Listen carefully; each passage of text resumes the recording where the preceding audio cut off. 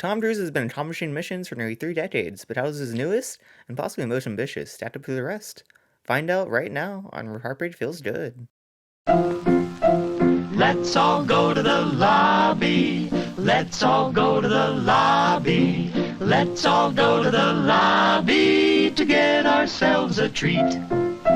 Let's all go to the lobby to get ourselves a treat.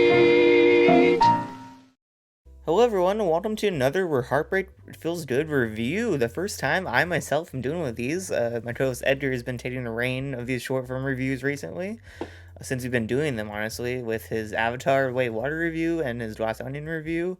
But it's the first time I'm stepping into this little short form space, and this time I get to review the next installment in arguably everyone's favorite action movie film franchise, Mission Impossible Dead Reckoning Part 1.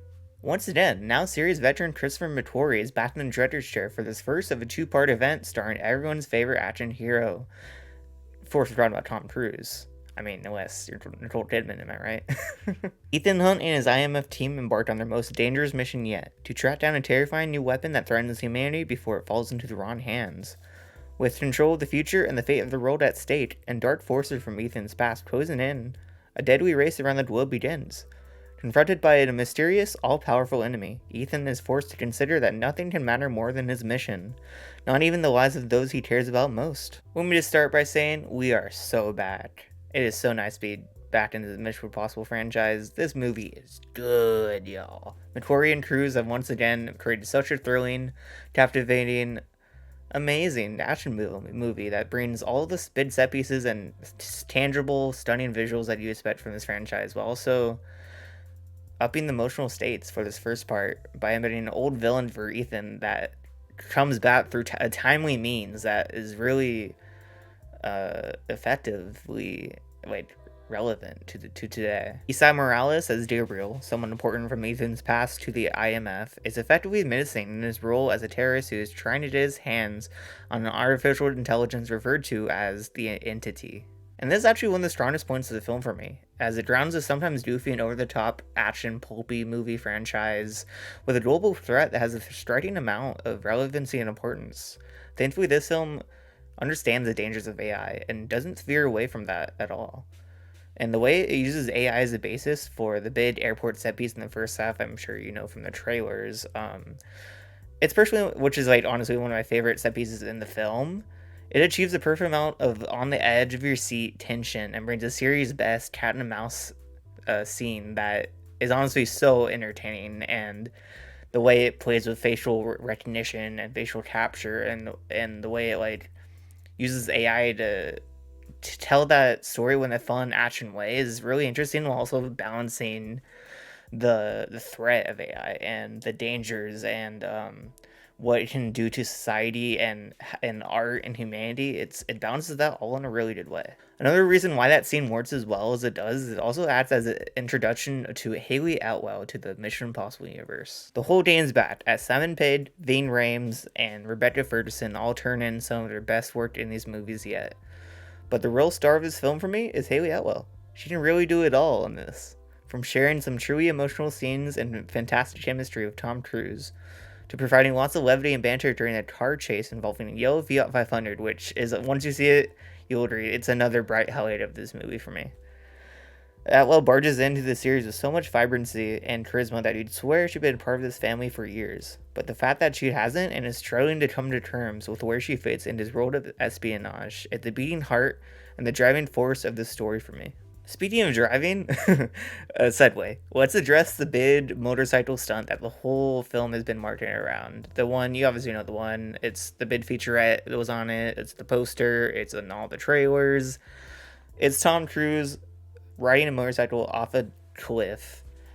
And let me just say, it's good. It's obviously really important for film history, as it's probably the biggest, most dangerous stunt that's ever been done, I think. I think that's actually, it is true.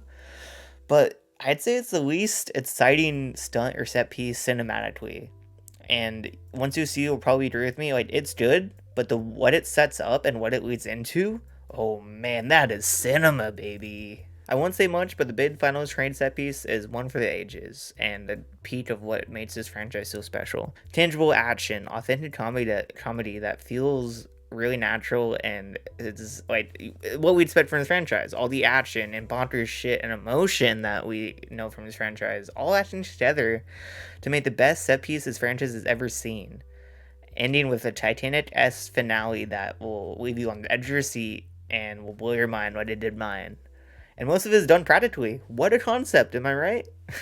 Well, I do think the film is pretty damn great, and honestly, in the top of my favorite Mission Impossible movies. It's up there. I'd probably say Road Nation's my favorite personally. Then probably go Fallout. Then I'd put this movie at third right now. I'm not the biggest fan of Ghost Protocol. I know a lot of people love it, but I'd prefer the most recent movies over it. And I also prefer 3 and 1 over it, honestly. Like, I get what it did, and it did kickstart this franchise into special places.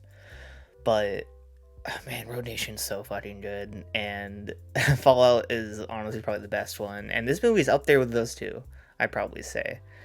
So yeah, while I do think that the movie is great, there is a bit of a negative I do want to mention. As I said earlier, the subtext of artificial intelligence weaved into this film is done really well thematically, but it does kind of kickstart a bit of convolution to the whole overall plot of the movie. I've only seen the film once, and this could change on rewatch, but I think it's a bit hard to follow, and I think that starts with the opening scene of the film. And everything this movie sets up plot-wise and the story it's starting to set up for part 2, and it feels just like that, a setup for part 2. I've seen several different instances of the part 1 effect in film lately, with Denis Villeneuve's first Dune film, and Spider-Man Across the Universe earlier this year feeling incomplete to some. While it still does suffer from that effect, I do think it manages to feel like a mostly complete and standalone entry, albeit with maybe a bit too elements and motives played into it all that are left a little up in the air for the next part. With all that being said, it does leave you very excited for part 2 of this Dead Reckoning event, which in of itself is kind of weird because we can't really call it a conclusion, because they first said that the series will continue past the Dead Reckoning Part 2, so I don't really know, it's a bit confusing.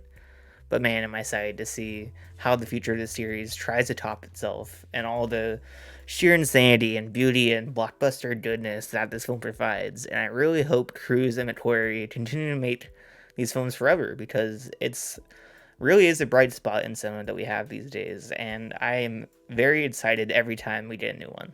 So yeah, that's been my first, I can't believe my first short form review for Where Heartbreak Feels Good, all about Mission Impossible Dead Reckoning Part 1, a film that I really love, and can't wait to watch it again to really gather my feelings on it, because there are some, like I said, a few negatives I have, but besides that, it's just a really fun ass time with the movies, and yeah, really stay tuned to this channel. We'll be having our next piece of content, I hate that word content, but it will probably be tomorrow. Actually, if you're watching this when this post on Wednesday morning, tomorrow, Thursday, at around 1 to 2 p.m. Pacific time, we'll be going live with what we watched in the month of June 2023 with my co-host Evan Harris and Edgar Rotated back, talking all about the movies we saw, the shows, the films, what came out? Indiana Jones, Dial of Destiny, The Bear Season 2, which I fucking love so much. Can't wait to talk more about it. Asteroid City, also love that. Yeah, a lot of stuff that we can't wait to talk about. And a lot more stuff coming our way on Where Heartbreak Feels Good. And, what do we like to say? You'd find our socials at WHFG Podcasts on Instagram and Twitter for updates and show announcements and all that stuff. And I really hope you watch this. And I'm just proud to be doing this sort of thing. I've always wanted to, and it's been a blast for the past over a year now, which is crazy. And it's just been a good time. So yeah, stay tuned right here. And Heartbreak Feels Real Good right here.